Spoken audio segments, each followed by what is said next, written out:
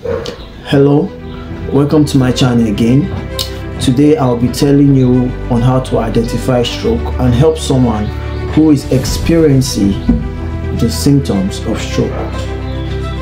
First, I'll have you know that stroke is a neurological medical emergency that is caused by a blocked blood vessel or bleeding in the brain.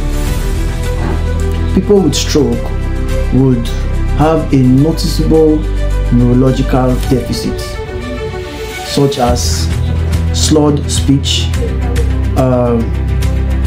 weakness on one side of the body, numbness, difficulty walking or maintaining balance, face droop, severe headache, and a lost vision.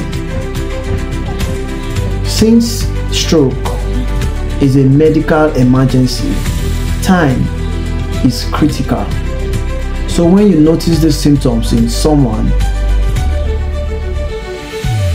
you call for emergency medical treatment. You help this person to sit down or lie down. You would record the time that these symptoms was noticed and the time it lasted. Bring out your AED or first aid kit and be ready to perform CPR if needed. Do this and help someone who needs to be helped. Subscribe to my channel for more useful tips on first aid treatment. See you.